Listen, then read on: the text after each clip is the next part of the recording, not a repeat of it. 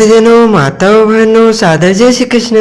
सबसे पहले आपको और आपके पूरे परिवार को श्री कृष्ण जन्माष्टमी की बहुत बहुत शुभकामनाएं एवं बधाइयाँ। आपके ऊपर और आपके पूरे परिवार के ऊपर भगवान श्री कृष्ण का भरपूर कृपा एवं भरपूर आशीर्वाद निरंतर बना रहे। आप सभी सुखी रहें, स्वस्थ रहें, व्यस्त रहें और मस्त रहें, निरंतर उन्नति तथा प्रगति को प्राप्त करते रहें। आज हम आपको बताने जा रहे हैं कि इस बार आपको श्री कृष्ण जन्माष्टमी का व्रत कब से शुरू करना है तथा इस व्रत का पालना आपको कब करना है, क्योंकि अलग अलग पंचांग में अलग अलग क्षेत्रों की जो तिथि की व नक्षत्र की गणना है, उसकी वजह से अलग अलग जगह अलग अलग दिन जन्माष्टमी का महापर्व बताया है। हालांकि हर साल ऐसी स्थिति बनती है, लेकिन हाँ, हम सनातनी धर्म को मानने वाले तिथि के अनुसार ही पर्व मनाते हैं। तारीख के अनुसार कभी भी जन्माष्टमी का पर्व नहीं मनाया जाता।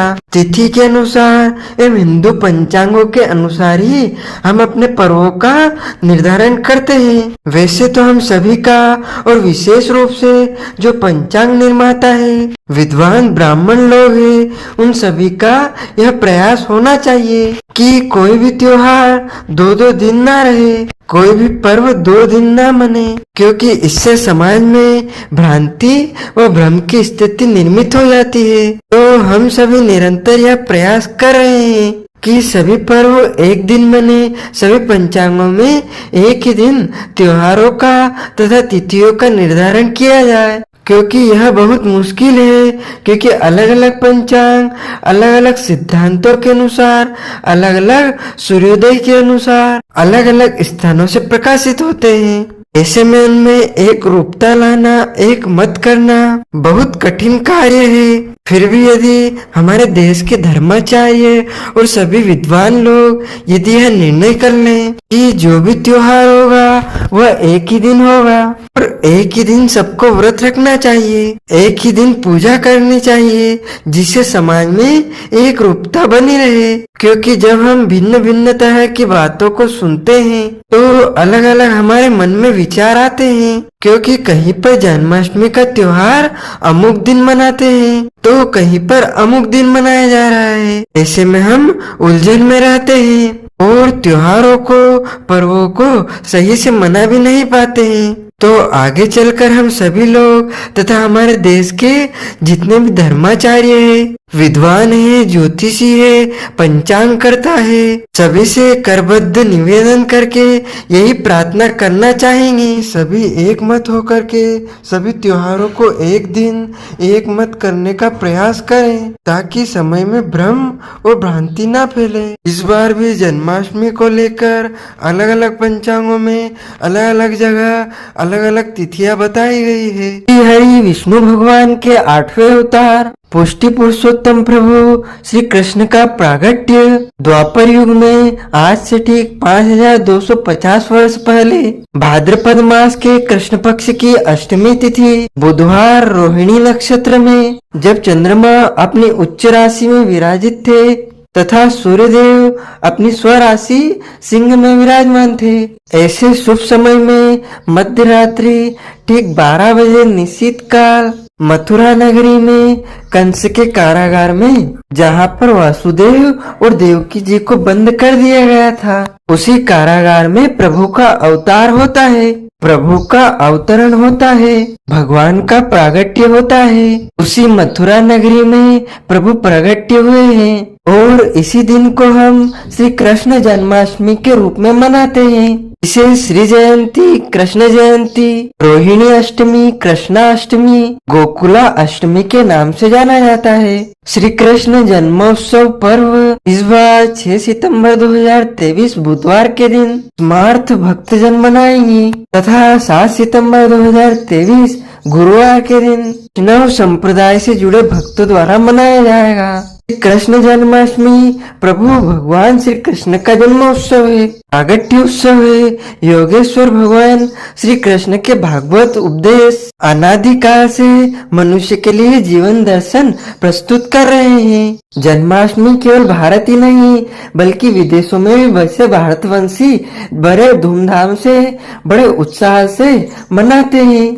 प्रभु श्री कृष्ण ने अपना अवतार भाद्रपद मास के कृष्ण पक्ष की अष्टमी की मध्य रात्रि को अत्याचारी कंस का विनाश करने के लिए मथुरा नगरी में लिया था, क्योंकि इस पृथ्वी पर पाप बहुत अधिक बढ़ चुका था। और जब जब पाप बढ़ता है तब प्रभु उस पाप को नष्ट करने के लिए, पापियों को समाप्त करने के लिए इस पृथ्वी पर अवतार लेते हैं, क्योंकि भगवान स्वयं इस दिन पृथ्वी पर अवतरित हुए थे। अतः इस दिन को कृष्ण जन्माष्टमी के रूप में हम सभी मनाते हैं। हमारे धर्म ग्रंथों में और श्रीमद् भागवत कथा में लिखा हुआ है कि भगवान विष्णु ने पृथ्वी को पापियों से मुक्त करने हेतु कृष्ण रूप में मथुरा नगरी में अवतार लिया था और मध्य रात्रि में रोहिणी नक्षत्र में देवकी और वसुदेव के पुत्र के रूप में प्रभु प्रकट हुए थे।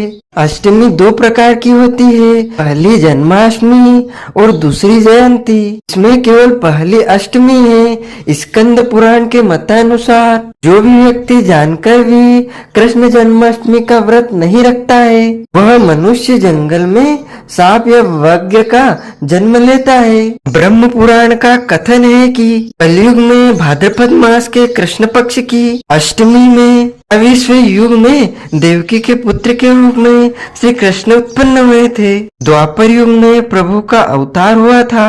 यदि दिन या रात में कला मात्र भी रोहिणी नक्षत्र न हो तो विशेष करके चंद्रमा से मिली हुई रात्रि में इस व्रत को करना चाहिए। भविष्य पुराण के अनुसार कृष्ण जन्माष्टमी का व्रत जो मनुष्य नहीं करता है उसे क्रूर राक्षस के रूप में अगले जन्म में प्रगट्य होना पड़ता है। केवल अष्टमी तिथि में ही उपवास करना कहा गया है। यदि वही तिथि रोहिणी नक्षत्र से युक्त हो तो जयंती नाम से संबोधित की जाएगी। अतः उसमें प्रयत्न से हमको उपवास करना चाहिए। विष्णु रहस्य आदि वचन के अनुसार कृष्ण पक्ष की अष्टमी रोहिणी नक्षत्र से युक्त भाद्रपद मास हो तो वह रोहिणी नक्षत्र वाली कही जाएगी। वशिष्ठ संहिता का मत है कि यदि अष्टमी तथा रोहिणी इन दोनों का योग यदि अहोरात्र में हो तो अहोरात्र के मुहूर्त में भी व्रत रखना चाहिए। मदन रत्न में स्कंद पुराण का वचन है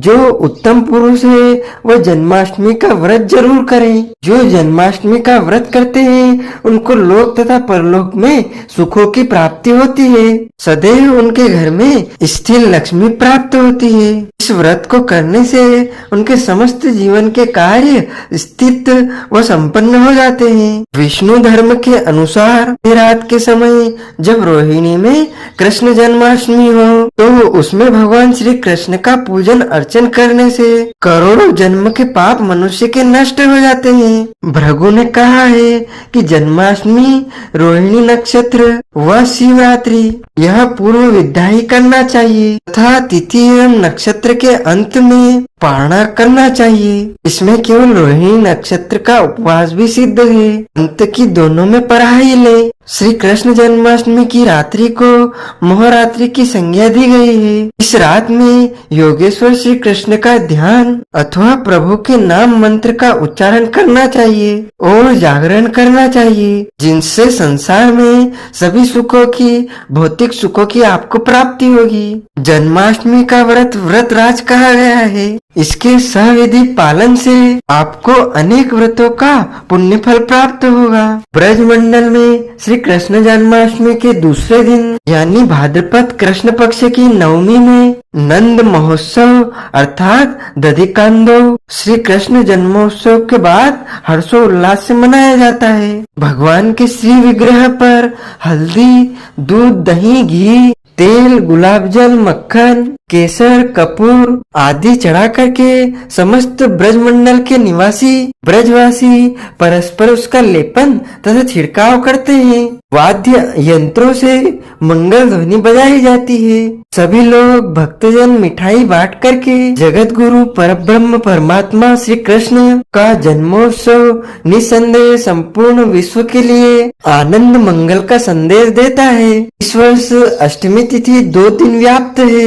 जन्माष्टमी व्रत एवं उत्सव के संबंध में कुछ भ्रम निर्मित हो चुका है। इसी कारण हमारे पुराणों तथा धर्म ग्रंथों में कृष्ण जन्माष्टमी व्रत पर्वों का निर्णय स्मार्त एवं वैष्णव मत के अनुसार बताया गया है। वैसे यदि हम देखें तो अलग अलग सिद्धांतों में अलग अलग इसका प्रतिपादन किया गया है। गृहस्थ तथा उत्तरी भारत के लोग कृष्ण जन्माष्टमी व्रत पूजा अर्धव्यापिनी अष्टमी रोहिणी नक्षत्र और वृषभ लग्न में करते हैं, जबकि वैष्णव मत वाले लोग विशेष करके मथुरा, वृंदावन, बरसाना, गोकुल और भगवान कृष्ण के गांव नंदगांव तथा पूरे ब्रज मंडल में उदयकालीन अष्टमी या नवमी युक्त अष्टमी के दिन ही श्री कृष्ण जन्माष्टमी भगवान कृष्ण का जन्मोत्सव मनाते हैं, क्योंकि व्रत पर्व के विषय में लिखा हुआ है कि जन्माष्टमी उदय व्यापिनी ग्राह्या, अर्थात उदय व्यापिनी जन्माष्टमी का व्रत का पालन करना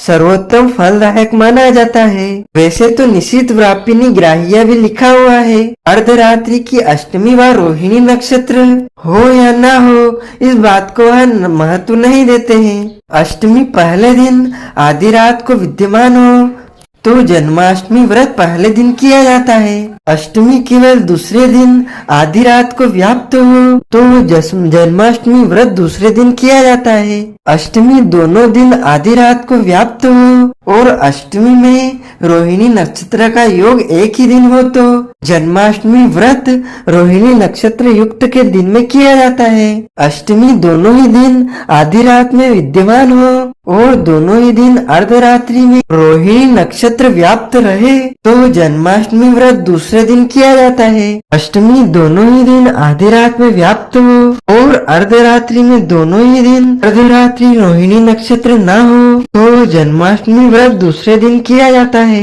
यदि दोनों ही स्थितियों में आधी रात को जन्माष्टमी व्याप्त न करे तो प्रत्येक स्थिति में जन्माष्टमी का व्रत दूसरे दिन ही किया जाएगा। प्रोक्त मुहूर्त स्मार्त मत के अनुसार दिए गए हैं। स्मार्त परंपरा वाले प्राय तिथि को ही मानकर व्रत पर्वों का निर्णय करते हैं। वैष्णव संप्रदाय से जुड़े लोग उदयकालीन तिथि होने से श्री कृष्ण जन्माष्टमी अगले दिन मनाते हैं। ध्यान रहे, वैष्णव और स्मार्त संप्रदाय को मानने वाले लोग इस त्योहार को अलग अलग मान्यताओं और नियम के अनुसार मनाते हैं। इसे अब स्मार्त व वैष्णव की परिभाषा बताई गई है, वह अलग अलग तरीके से बताई गई है।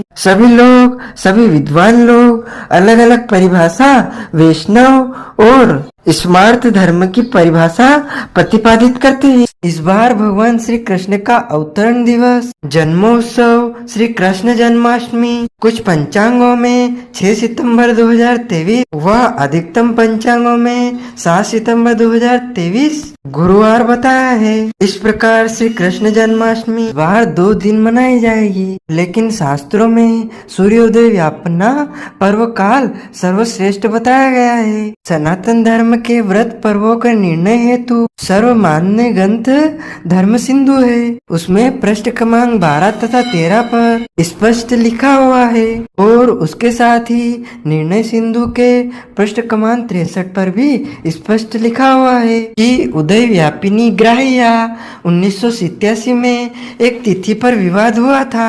उसमें विद्वत परिषद वाराणसी ने उदय व्यापिनी के आधार पर व्रत तिथि और समय का निर्धारण किया था। उस निर्धारण गणित के आधार पर श्री कृष्ण जन्माष्टमी सूर्योदय में अष्टमी तिथि व सूर्योदय में रोहिणी नक्षत्र जन्माष्टमी 7 सितंबर 2023 गुरुवार के दिन ही मनाई जाएगी। 6 सितंबर को कुछ ऐसे संयोग निर्मित हो रहे हैं जो कि द्वापर युग जैसे संयोग बन रहे हैं। इस बार अष्टमी तिथि का आरंभ 6 सितंबर 2023 शाम को 7:48 पर हो जाएगा। इसी दिन रोहिणी नक्षत्र, अष्टमी तिथि बुधवार एवं सूर्यदेव अपनी स्वराशि सिंह राशि में, चंद्रमा अपनी उच्च राशि वृषभ में होंगे और अष्टमी तिथि का समापन 7 अगस्त 2023 7:40 पर अष्टमी तिथि समाप्त हो जाएगी। 7 सितंबर 2023 अष्टमी तिथि सूर्योदय के समय रहने से संपूर्ण दिन तथा रात मानी जाएगी और भगवान श्री कृष्ण का प्रागट्य का जो नक्षत्र है रोहिणी नक्षत्र, उसका प्रागट्य 6 सितंबर 2023 दोपहर 2:28 से होगा, जो कि अगले दिन यानी 7 सितंबर 2023 को दोपहर 2:55 पर रोहिणी नक्षत्र समाप्त हो जाएगा। इस प्रकार प्रभु श्री कृष्ण का अवतरण दिवस, जन्माष्टमी, श्री कृष्ण जन्मोत्सव, भगवान श्री कृष्ण का प्रागट्य उत्सव इस वर्ष 7 सितंबर 2023 को ही मनाया जाएगा। पौराणिक धर्म ग्रंथों में भगवान श्री विष्णु ने पृथ्वी को पापों से मुक्त करने हेतु भगवान श्री कृष्ण के रूप में पूर्ण अंश से अवतार लिया था। भाद्रपद मास के कृष्ण पक्ष की अष्टमी तिथि को मध्य रात्रि में मथुरा नगरी में रोहिणी नक्षत्र में देवकी और वसुदेव के पुत्र के रूप में प्रभु श्री कृष्ण प्रकट हुए थे। जन्माष्टमी को स्मार्त और वैष्णव संप्रदाय के सभी भक्त अपने स्मार्त और अपने वैष्णव संप्रदाय के अनुसार अलग अलग परंपराओं से मनाते हैं। श्रीमद् भागवत कथा को प्रमाण मानते हुए स्मार्त संप्रदाय को मानने वाले चंद्रोदय व्यापिनी अष्टमी तथा रोहिणी नक्षत्र में जन्माष्टमी मनाते हैं तथा वैष्णव जन उदय काल वाली अष्टमी एवं उदय काल रोहिणी नक्षत्र में जन्माष्टमी का महापर्व मनाते हैं। इसी दिन व्रत रखते हैं। इस दिन भगवान श्री कृष्ण के निमित्त व्रत रखा जाता है तथा विशेष पूजन अर्चन किया जाता है और अष्टमी के एक दिन पहले यानी सप्तमी तिथि को 6 सितंबर के दिन आपको एक समय भोजन करना है, शुद्ध एवं पवित्र भोजन करना है। दिन आपको लहसुन, प्याज, मांस, मदिरा, अंडे, मसूर की दाल, कटहल की सब्जी का पूरी तरह परित्याग कर देना चाहिए। इस दिन शहद खाना भी वर्जित माना जाता है। ब्रह्मचर्य व्रत का पालन करना है। पराये अन्न का सेवन इस दिन बिल्कुल नहीं करना है। यदि गलती से आपने पराये अन्न दूसरे के घर का भोजन कर लिया तो उसके निमित्त कुछ न कुछ दान पुण्य आपको जरूर करना चाहिए। और अष्टमी के दिन सुबह जल्दी उठे, ब्रह्म मुहूर्त में उठ करके स्नान जरूर कर लेवें। स्नान करने के बाद शुद्ध धुले हुए पवित्र वस्त्र धारण करें। ध्यान रखें उस दिन फटे एवं मैले कपड़े बिल्कुल ना पहने और अपने मस्तक पर तिलक अवश्य लगाएं। वैसे तो चंदन, कुमकुम, केसर का तिलक आप लगा सकते हैं, लेकिन आप अपनी रुचि के अनुसार तिलक अवश्य लगाएं। और उसके बाद प्रभु के समीप बैठ करके श्री कृष्ण जन्माष्टमी का संकल्प धारण करें। और ध्यान रखें संकल्प में चावल का उपयोग आपको बिल्कुल नहीं करना है। अक्षत के स्थान पर जौ अथवा तिल का आप उपयोग करें और इसमें पीले पुष्प,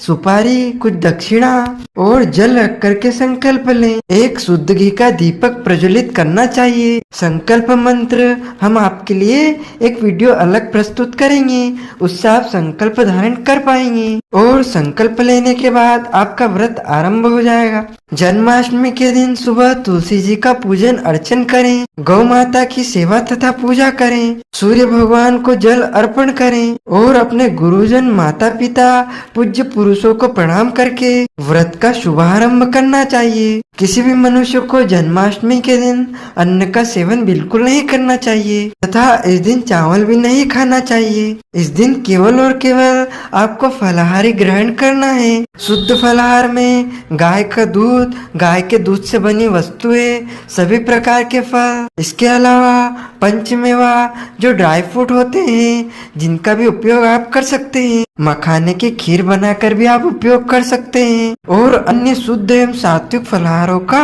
आप ग्रहण करें। प्रातः कालीन बेला में भगवान बाल गोपाल जी को, लड्डू गोपाल जी को शालिग्राम जी को या विष्णु भगवान जी को शुद्ध जल से स्नान कराएं। उसके बाद पंचामृत से स्नान कराएं तथा उनको नए वस्त्र धारण करवाना चाहिए। प्रभु को इस दिन नए कपड़े पहनाना चाहिए, क्योंकि प्रभु का इस दिन जन्मोत्सव है। जब किसी बालक का जन्मोत्सव होता है तो उनके लिए नए कपड़े हम लाते हैं। तो हमारे ठाकुर जी का जब हम जन्मोत्सव मना रहे हैं तो हम उनके लिए नए नए वस्त्र बाजार से जरूर लाएं। पालना भी उनके लिए आप लेकर आएं, क्योंकि पालने में भी उनको इस दिन झुलाना है। और माखन मिश्री लेकर आए, खीरा ककड़ी लेकर आए तथा प्रभु को भोग लगाने के लिए इस दिन धनिया पिंजरी भी तैयार करना चाहिए। पंचामृत, दूध, दही, शहद, शक्कर, घी, पीले फूल की माला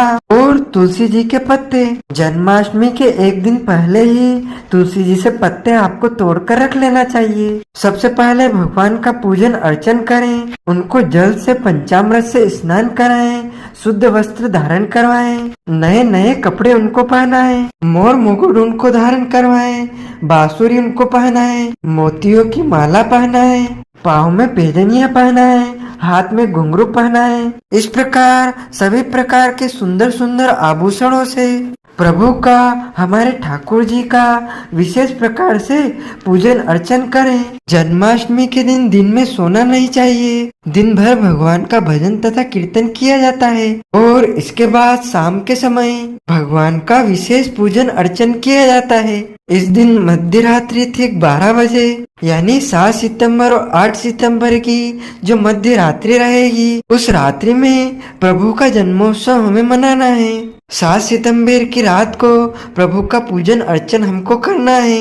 यदि आपने सुबह के समय भगवान को स्नान आदि करवा दिया है तो भी आपको रात को जब जन्मोत्सव मनाए उस समय भी भगवान को स्नान आदि करवा के श्रृंगार करना चाहिए। यानी सबसे पहले जन्मोत्सव के समय खीरा ककड़ी के अंदर गर्भ में प्रभु को रखा जाता है। खीरा ककड़ी एक प्रकार से गर्भ का स्वरूप माना गया है और उसमें बाल गोपाल जी को रखना चाहिए। और उसके बाद मध्य रात्रि ठीक 12 बजे प्रभु को बाहर निकालें और बाहर निकालने के बाद शुद्ध पवित्र जल से स्नान करवाएं। यदि आपके पास उपलब्ध हो तो यमुना जी के जल से इस दिन स्नान करवाना चाहिए। यदि नहीं है तो सादे जल में यमुना जी का स्मरण करके प्रभु को स्नान करवाना चाहिए। फिर भगवान को दूध, दही, शहद, शक्कर, घी, पंचामृत से स्नान कराएं, शुद्ध जल से स्नान कराएं, इत्र के जल से स्नान कराएं, गुलाब जल से स्नान कराएं, चंदन के जल से स्नान करवाना चाहिए और उसके बाद प्रभु को नए नए कपड़े धारण करवाना चाहिए। यदि आपने सुबह के समय नए वस्त्र धारण करवाए हैं तो पुनः उन्हीं वस्त्रों को, उन्हीं श्रृंगार को आप धारण करवा सकते हैं। और यदि आप चाहें तो पुनः दूसरे श्रृंगार का, दूसरे आभूषणों का भी, नए आभूषणों का भी आप उपयोग कर सकते हैं और अच्छी प्रकार से श्रृंगार करके प्रभु को पलने में स्थापित करना चाहिए। क्योंकि जन्मोत्सव के ठीक बाद, अवतरण के ठीक बाद प्रभु पलने में झूलते हैं। बाल्यावस्था में उनको पलना बहुत अत्यधिक प्रिय होता है।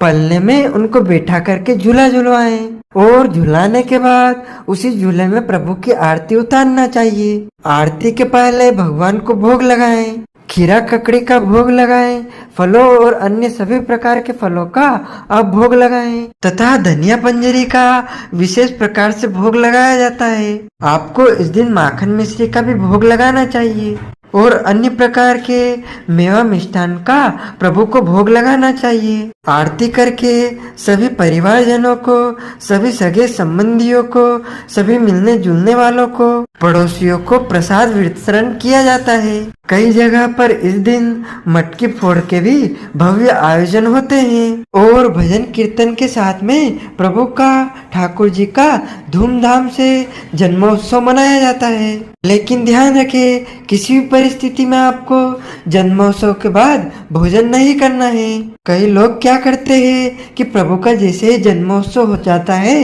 वैसे ही अन्न का सेवन कर लेते हैं, यानी भोजन ग्रहण कर लेते हैं। यह तरीका बिल्कुल गलत है। इससे उनका जन्माष्टमी का व्रत अधूरा माना जाएगा, यानी कि व्रत भंग माना जाएगा। तो यदि आप अधूरा पुण्य प्राप्त करना चाहते हैं तो आप जरूर भोजन कर सकते हैं, लेकिन आपको जन्माष्टमी का पूरा पूरा पुण्य प्राप्त करना है तो आप अन्न का सेवन बिल्कुल ना करें। यानी आपका व्रत जन्माष्टमी के ब्रह्म मुहूर्त से ही, प्रातः काल से ही आरंभ हो चुका है। आप फल और फलाहारी वस्तु 1 बार, 2 बार, 3 बार ले सकते हैं, चाहे काफी भी आप ग्रहण कर सकते हैं, लेकिन आपको अन्न का सेवन बिल्कुल नहीं करना है। अगले दिन सुबह यानी सूर्योदय जब होगा, यानी 8 सितंबर को आपको पारणा करना है। 8 सितंबर 2023 को जो पारणा का शुभ मुहूर्त रहेगा, यानी व्रत खोलने का जो शुभ समय रहेगा, वह सुबह 6:24 से लेकर के 8:24 बजे तक का समय रहेगा। इस दौरान आप प्रभु का एक बार पुनः पूजन अर्चन करें। पूजन अर्चन करने के बाद जिस प्रकार हम एकादशी व्रत का पारणा करते हैं, उसी प्रकार श्री कृष्ण जन्माष्टमी व्रत का भी पारणा करना चाहिए। पारणा करते समय ब्राह्मण को भोजन करवाने का विधान है। भोजन नहीं करवा सकते हैं तो अन्नदान दे सकते हैं। अन्नदान नहीं दे सकते हैं तो ब्राह्मण भोजन के निमित्त नगद राशि भी आप प्रदान करके ब्राह्मण भोजन का पुण्य लाभ प्राप्त कर सकते हैं। और आपको जन्माष्टमी के दिन गलती से भी लहसुन, प्याज, मांस, मदिरा या चावल का उपयोग बिल्कुल नहीं करना चाहिए। इस दिन आपको दाढ़ी कटिंग नहीं करवाना है, शेविंग नहीं करवाना है। जन्माष्टमी के दिन लड़ाई झगड़े, वाद विवाद, क्रोध बिल्कुल भी ना करें और किसी भी व्यक्ति का अपमान अथवा अनादर आपको बिल्कुल भी नहीं करना चाहिए। यदि जन्माष्टमी के दिन आपके घर पर याचक, भिखारी या जरूरतमंद व्यक्ति आते हैं तो उनको खाली हाथ नहीं लौटाना चाहिए। उनको कुछ न कुछ अपनी शक्ति एवं सामर्थ्य के अनुसार दान जरूर करना चाहिए। श्री कृष्ण जन्माष्टमी का व्रत करने से यश, कीर्ति, पराक्रम, ऐश्वर्य, सौभाग्य, वैभव, संतान प्राप्ति, धन संपन्नता, आरोग्य, आयु तथा सुख समृद्धि की प्राप्ति होती है। श्री कृष्ण जन्माष्टमी का व्रत करने से मनुष्य की सभी मनोकामनाएं अवश्य ही पूर्ण होती है और इस व्रत को करने से प्रभु का आशीर्वाद अवश्य ही हमें प्राप्त होता है। जो मनुष्य जन्माष्टमी का व्रत करता है उसको चारों तरफ से सफलता के संदेश आने लगते हैं। भगवान श्री कृष्ण कर्म योगी थे, अर्थात कर्म क्षेत्र में मनचाही ऊंचाइयां चाहते हो तो इस व्रत को अवश्य करना चाहिए। यदि आपके घर में संतान प्राप्ति का अभी तक अवसर नहीं आया है तो निसंतान दंपत्ति को जोड़े से कान्हा जी का पूजन अर्चन करके और धूमधाम से कृष्ण जन्मोत्सव मनाना चाहिए और जन्माष्टमी का व्रत रखना चाहिए, जिससे उन्हें अवश्य ही संतान प्राप्ति होगी और भगवान कृष्ण का आशीर्वाद प्राप्त होगा। मनचाहा प्रेम, विवाह, शादी में पति पत्नी के बीच मधुर संबंध के लिए इस व्रत को जरूर करना चाहिए। भगवान श्री कृष्ण की प्रसन्नता के लिए जन्माष्टमी का व्रत अवश्य ही करना चाहिए। इस व्रत के प्रभाव से आपका घर, आपका पूरा परिवार सुखमय रहेगा। भक्तिमय माहौल आपके घर में निर्मित रहेगा। ऊर्जा का संचार होगा, आपका मन भक्तिमय हो जाएगा।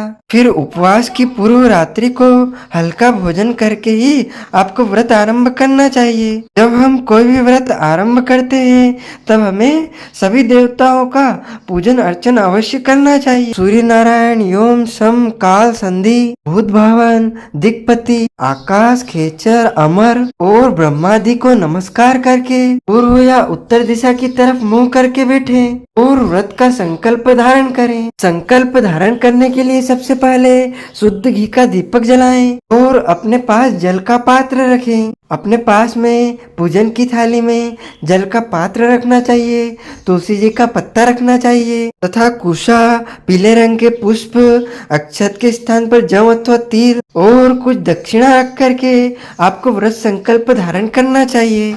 जिस प्रकार हम आपको बोल के सुना रहे हैं उसी मंत्र से आपको संकल्प धारण करना चाहिए। ओम विष्णवे नमः, ओम विष्णवे नमः, ओम विष्णवे नमः। ओम तिथिर्विष्णुस्तथा वारो नक्षत्रं विष्णुरेव च योगश्च करणं चैव सर्वं विष्णुवयं जगत्। ओम विष्णुर्विष्णु श्रीमद्भागवतो महापुरुषस्य विष्णुराज्ञे प्रवर्तमानस्य अद्य श्री ब्राह्मणोरि द्वितीयपरार्धे श्री श्वेतार्कल्पे वैवस्वन्मन्वन्तरे अष्टविंशतमे युगे कलियुगे कलि प्रथम चरणे भूर्लोके जम्बूद्वीपे भारतवर्षे भारतखण्डे आर्यवर्तान्तकदेशे देवासनगरे बौद्धावतारे विजय नाम संवत्सरे श्री सूर्य दक्षिणायन वर्षा ऋतु महामंगल्यप्रद मासोतमे शुभ भाद्रपद मासे श्री कृष्ण जन्माष्टमी शुभ पुण्यतिथो अमुक गोत्र उत्पन्न है। अपना नाम और गोत्र का उच्चारण करिएगा। 10 विद्या लक्ष्मी प्राप्त्यर्थम भविद्य लक्ष्मी प्राप्त्यर्थम सर्व कार्य सिद्ध्यर्थम मम अखिल पाप पशुनम श्री कृष्ण जन्माष्टमी व्रत अहम करिष्ये। इस प्रकार संकल्प प्रभु को समर्पित करने के बाद हाथ जोड़कर उनको नमन करें, प्रार्थना करें। इसके बाद आपका व्रत आरंभ हो जाएगा। संकल्प करने के बाद आपका व्रत आरंभ हो जाएगा। आप फलाहार दिन में भी ले सकते हैं, रात में भी ले सकते हैं। और फलाहार जब आप लें तो ध्यान रखें फलाहार का भोग पहले भगवान को लगाएं और पूजा के लिए स्थान नियत कर देना चाहिए। काले तिल से स्नान करके माता देवकी के लिए सूती का ग्रह जहाँ पर बच्चे का जन्म होता है उसे सूती का ग्रह कहा जाता है। वहाँ स्थान नियत करके पूजा स्थल की यथावत सजावट करके भगवान कृष्ण की मूर्ति या चित्र सुबह से स्थापित कर देना चाहिए। रात 12 बजे प्रभु का जन्म करें। उसके पश्चात प्रभु का पंचामृत से अभिषेक करके नए वस्त्र नए कपड़े उनको धारण करवाएं। भगवान को चंदन से तिलक लगा करके भोग और तुलसी पत्र उनको अर्पण करें। विधि विधान से पूजन करें। पूजन में देवकी वसुदेव बलराम नंद बाबा यशोदा जी और लक्ष्मी जी इनका क्रमशः नाम उच्चारण करें और इनको एक एक फूल चढ़ाकर आपको पूजन अर्चन करना चाहिए। नंद के आनंद भयो जय कन्हैया लाल की, जय कन्हैया लाल की, जय यशोदा लाल की। नंद के आनंद भयो जय कन्हैया लाल की, जय कन्हैया लाल की, जय यशोदा लाल की। इस प्रकार बोल करके आपको प्रभु को झूला झूलाना चाहिए और शुद्ध घी का अखंड दीपक पूरे रात आपको प्रज्वलित करके रखना चाहिए। प्रसाद का वितरण करें। मंगल भजन प्रभु के पुण्य नामों का स्मरण करते हुए रात्रि जागरण करें। जन्माष्टमी के दिन आपको तुलसी जी से पत्ते नहीं तोड़ना है। एक दिन पहले ही आपको तुलसी पत्र तोड़ करके रख लेना चाहिए। यदि नहीं तोड़ा है तो पुराने पत्ते भी आप बार बार धो करके उपयोग कर सकते हैं। जन्माष्टमी के दिन चावल नहीं खाना है, किसी प्राणी की हिंसा नहीं करना है और जन्माष्टमी के दिन आपको किसी गरीब या जरूरतमंद व्यक्ति का अपमान अथवा अनादर नहीं करना चाहिए। जन्माष्टमी के दिन पेड़ पौधों को काटना अथवा छानना भी नहीं चाहिए। जन्माष्टमी के दिन वैसे तो अपने घर में अन्न खाना ही नहीं चाहिए, लेकिन यदि कोई भोजन भी करता है तो उनको लहसुन प्याज मांस मदिरा अभक्ष्य भक्षण का उपयोग बिल्कुल भी नहीं करना चाहिए। जन्माष्टमी के दिन गरीबों जरूरतमंद व्यक्तियों को ब्राह्मण देवताओं को मंदिर में दान पुण्य भी अवश्य करना चाहिए। जन्माष्टमी के दिन गौ माता की सेवा बछड़े की सेवा अवश्य करें, उन्हें हरी घास खिलाएं। जन्माष्टमी के दिन प्रभु के पवित्र नामों का जप अवश्य करें। ओम नमो भगवते वासुदेवाय। इस दिन लड्डू गोपाल जी को फलाहारी खीर का भोग लगाना चाहिए। इस प्रकार आप प्रभु का पूजन अर्चन करें, प्रभु की सेवा करें, क्योंकि भगवान तो भाव के भूखे हैं, उनको कुछ भी विधि विधान नहीं चाहिए। भगवान श्री कृष्ण को जो परम प्रिय भोग लगाए जाते हैं वह पंचामृत का भोग लगता है। पंचामृत का अर्थ होता है दूध दही शहद शक्कर घी। इसके अलावा माखन मिश्री का उनको भोग लगाया जाता है। धनिया पंजरी का भोग उनको लगाया जाता है। खीरा ककड़ी का भोग उनको लगाया जाता है।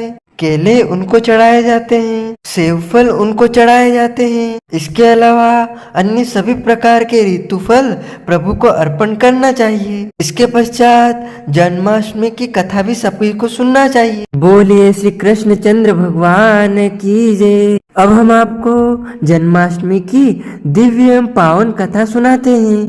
एक समय की बात है जब इंद्र देवता नारद जी से श्री कृष्ण जन्माष्टमी की व्रत कथा सुनाने का निवेदन करते हैं। तो नारद जी कहते हैं कि सुनो इंद्र, द्वापर युग के आरंभ में एक पापी कंस का नाम का राजा का जन्म होता है।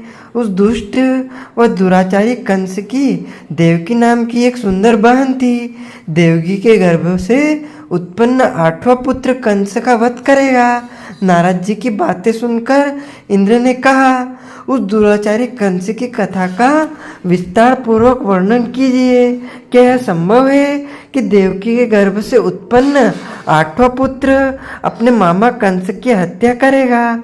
इंद्र की संदेह भरी बातों को सुनकर नारद जी ने कहा, हे आदित्य पुत्र इंद्र, एक समय की बात है, उस दुष्ट कंस ने एक ज्योतिषी से पूछा, मेरी मृत्यु किस प्रकार और किसके द्वारा होगी? ज्योतिषी बोले, हे दानवों में श्रेष्ठ कंस, वासुदेव की पत्नी देवकी जो वाक्पुट है और आपकी बहन भी है, उसी के गर्भ से उत्पन्न उसका आठवां पुत्र जो कि शत्रुओं को भी पराजित कर इस संसार में कृष्ण के नाम से विख्यात होगा, वही एक समय सूर्योदय काल में आपका वध करेगा। ज्योतिषी को बात को सुनकर कंस ने कहा, हे देवेश, अब आप यह बताएं कि देवकी का आठवां पुत्र किस मास में किस दिन मेरा वध करेगा? ज्योतिषी बोले, हे महाराज, माघ मास की शुक्ल पक्ष की तिथि को 16 कलाओं से पूर्ण श्री कृष्ण से आपका युद्ध होगा। उसी युद्ध में वे आपका वध करेंगे।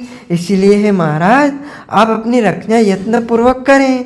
इतना बताने के पश्चात नारद जी ने इंद्र से कहा, ज्योतिषी द्वारा बताए गए समय पर ही कंस की मृत्यु कृष्ण के हाथ निसंदेह होगी। तब इंद्र ने कहा, हे मुनि, उस दुराचारी कंस की कथा का वर्णन कीजिए और बताइए कि कृष्ण का जन्म कैसे होगा तथा कंस की मृत्यु कृष्ण द्वारा किस प्रकार होगी।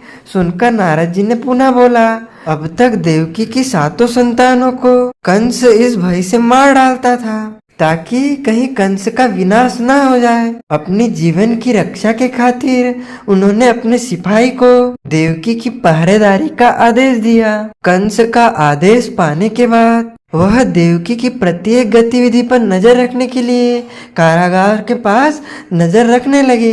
एक दिन देवकी पानी भरने के लिए तालाब के मेंढ के वृक्ष के नीचे छाया में बैठकर वह विलाप करने लगी। तभी वहाँ पर यशोदा नामक दूसरी स्त्री भी जल भरने आती है तथा उनके विलाप का कारण जानना चाहती है। इस पर देवकी उनको उनकी पूरी व्यथा बताती है। तभी यशोदा जी कहती है कि मैं भी गर्भवती हूँ, संभवतः मुझे पुत्री की प्राप्ति होने पर मैं आपके पुत्र की रक्षा के खातिर अपने पास रख लूंगी, आप मेरी बेटी को रख लेना। उसी समय पर कंस के द्वारा देवकी का पता पूछे जाने पर उन्हें तालाब पर पानी भरने की बात कहने पर द्वारपालों को फटकार करके उनको देवकी की निगरानी में भेजा जाता है। उसी समय देवकी यशोदा के साथ बातचीत करके वापस लौट आती है। जो जो देवकी के गर्भावस्था के दिन बढ़ने लगे वैसे ही कंस का भय कई गुना बढ़ने लगा तथा बहन देवकी को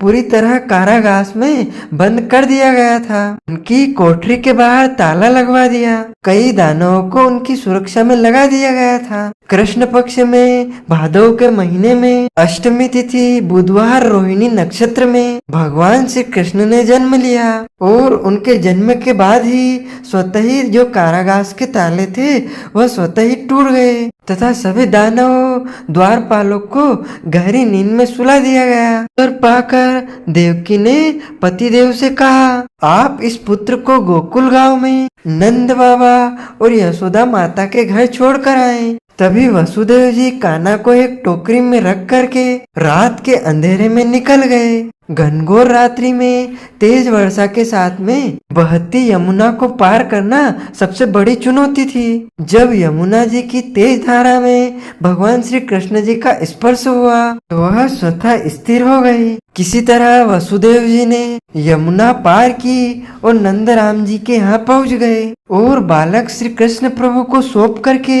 कन्या को अपने साथ ले आए। कंस के बंदी गृह में वह वापस पुनः प्रवेश कर गए। जब सुबह हुई तो कंस ने उन पहरेदारों को जगाया और उन्हें पता लगाने को कहा कि देवकी के यहाँ बच्चे का जन्म हो गया है। तब द्वारपालों ने पुत्री प्राप्ति की सूचना कंस को दी। तब उसने झपट करके बच्ची को छीन लिया और पास में पड़े पत्थर पर जोर से दे मारा। वह कन्या भगवान विष्णु के द्वारा पृथ्वी पर भेजी गई मायावी बालिका थी। वह पत्थर पर भड़काने के बाद सीधे अंतरिक्ष में जाकर के तेज विद्युत के रूप में परिवर्तित हो गई। आकाश में जाते हुए आकाशवाणी से वह बोली कि मैं विष्णु द्वारा भेजी गई मायावी बालिका हूँ। हे पापी, तेरा अंत करने वाला गोकुल गांव में नंद बाबा के घर पर अवतरित हो चुका है, जिससे तेरा बचना नामुमकिन है। तू चाहे जो कर ले। चिंता के मारे राजा कंस ने पूतना नामक राक्षसी को भगवान कृष्ण का वध करने के लिए गोकुल में भेजा। पूतना राक्षसी बालक को दूध पिलाने के बहाने गोद में लेकर मारना चाह रही थी, लेकिन भगवान कृष्ण ने उनके दूध को विष बना करके पूतना का वध कर डाला।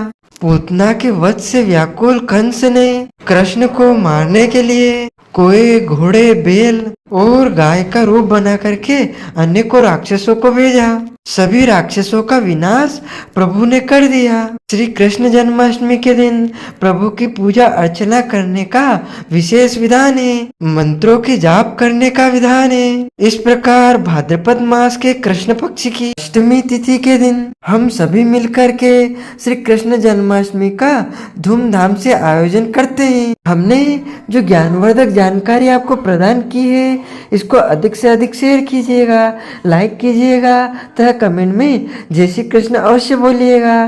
तथा आपने अभी तक सब्सक्राइब नहीं किया है तो अभी और इसी समय सब्सक्राइब अवश्य कर लीजिएगा, ताकि आपको इसी प्रकार ज्ञानवर्धक जानकारी सबसे पहले प्राप्त हो सके। आपको और आपके पूरे परिवार को सादर जय श्री कृष्ण, सादर धन्यवाद।